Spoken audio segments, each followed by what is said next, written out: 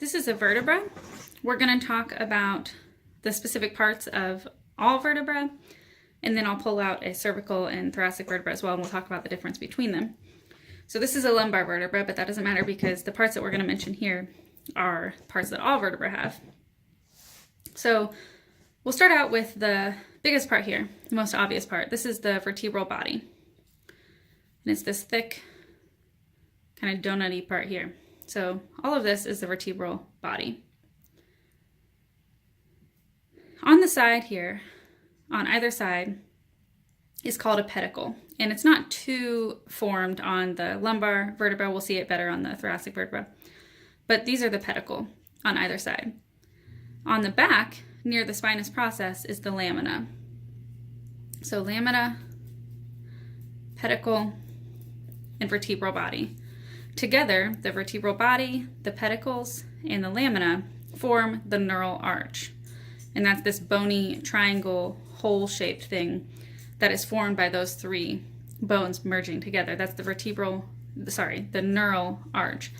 And the neural arch forms together and protects the spinal cord, which runs straight through here. And this hole that it runs through is called the vertebral foramen.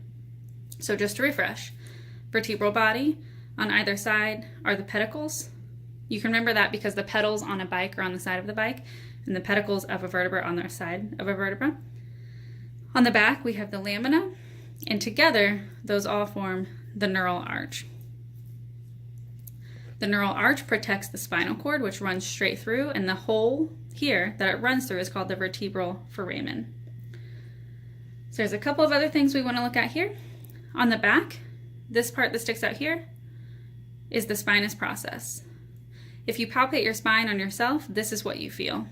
So this is the bony part that sticks out.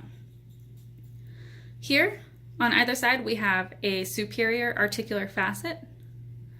Superior articular facet. And then on either side here, that sticks out, is the transverse process. Transverse process. So I'm going to set this down and bring out a thoracic vertebra and a cervical vertebra, and we're going to point out those same things on these and then talk about the difference between them. So if I pull up a thoracic vertebra, it's a lot smaller. You can see that. You can see the difference there. But it still has the same parts. So it still has a vertebral body. It still has two pedicles on either side, two lamina. And together those form the neural arch, which protect the spinal cord, and this hole that they form is the vertebral foramen. There are still transverse process. They do stick out quite a bit more on the thoracic vertebra. And there's a spinous process, and that sticks out a lot more than on the lumbar vertebra. So if you look at the two of those, you can see that the thoracic vertebra have spinous process that stick really far out, and they go kind of downward as well. So that's one of the ways that you can tell the difference between these two vertebrae. If I pull out a cervical vertebra, it's a lot smaller, but it does still have the vertebral body, the pedicle, and the lamina. It still has a spinous process, but you can see here that it's actually bifurcated. So it has a bifurcated spinous process, and that's one of the ways you can tell the difference between the cervical vertebra and the thoracic or the lumbar vertebra, because it is the only type that has a bifurcated spinous process. So that looks different, and that looks different. The other way you can tell the difference between cervical vertebra and thoracic and lumbar is these two holes here. These are the transverse foramina, and this is where the vertebral artery passes through.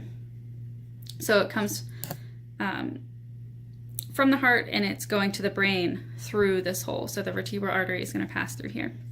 Still have the superior articular facets, and still have the little tiny, can't really even call them transverse process.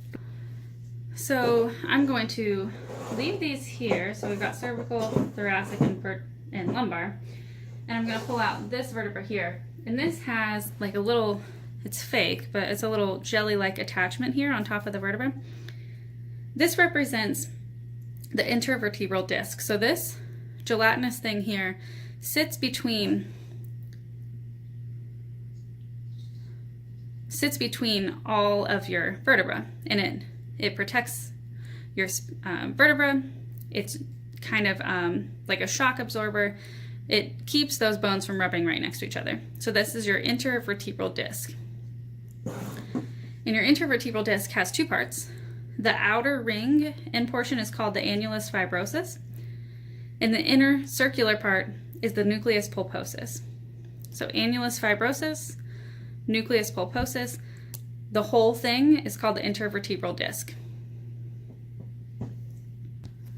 Now I'm going to put all of these to the side here, and I'm going to pull out a vertebral column.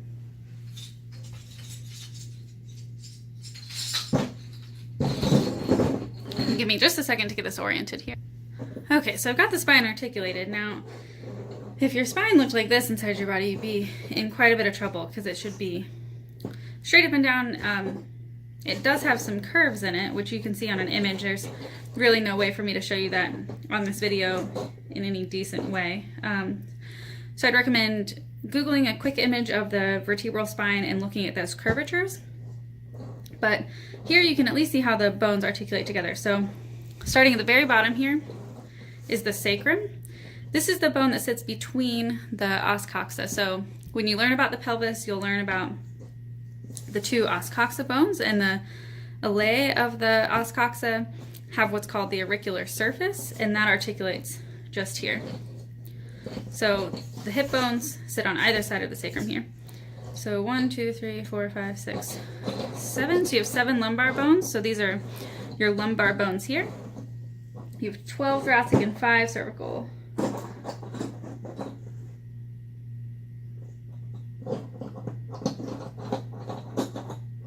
Might be missing a couple here, but that's okay. So lumbar bones, cervical or thoracic bones, and cervical bones here. There's a couple of things I want to point out. So you can still see on each of these that vertebral body. You can see the vertebral foramen, which is made by the 2 pedicles and the 2 lamina. So if I hold a few of these up here, you can see that the spinal cord would go straight down the middle there. So it would go straight down this vertebral foramen here, which is protected by the neural arch that's formed by all of those. Remember, there is an intervertebral disc sitting between all of the vertebral bodies that's protecting them. And then if I look at the thoracic, if I put some of those together and you see that, you can see the spinous processes sticking out on the back. Remember, that's the part that if you palpate your back, you can feel. It's that bony part. These stick out on the back. And then if I come up here to the cervical, you can see those transverse foramina that I talked about earlier running along the side of the cervical vertebra. Remember, that's where your vertebral artery runs through. And on the back, you can still see that the spinous process of each of these is bifurcated. So I want to point out 2 special cervical vertebrae here, the first and the second one. The first one is called the atlas, and the second one is called the axis. You can remember atlas because it's the vertebra that holds up the entire head, and atlas holds up the world. So atlas is the first one, axis is the second one, and you can think axis is the second one because it's what allows the head to turn, and it's turning on an axis. So there's a couple of things we want to point out here. So the first thing is that on the first first cervical vertebra are the occipital condyles, and those articulate with the occipital condyles of the occipital bone on the skull. So this touches right up to the skull. This holds the skull up. On the axis here, you can see this thing that sticks out here, this big part of bone that sticks out here. This is called the dens. And the dens is what the axis rotates around. So it rotates around like this, and that's how you can turn your head.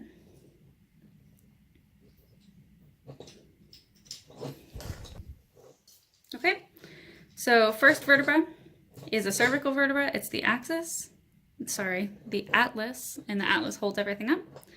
It has the occipital condyles that articulate with those same occipital condyles on the skull. The second vertebra is also a cervical vertebra, and it's called the axis, and it has the dens here that allows rotation back and forth of the head.